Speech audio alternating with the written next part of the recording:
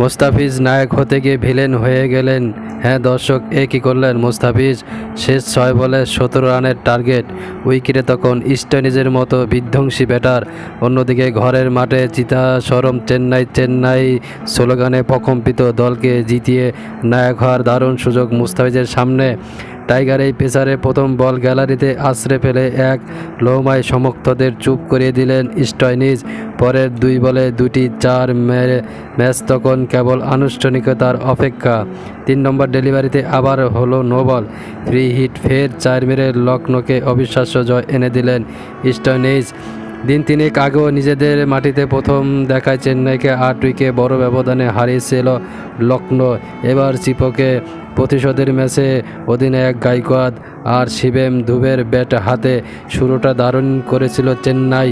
শেষ পর্যন্ত গাইকোয়াদ 108 রানে অপরাজিত ছিলেন এবং দুবে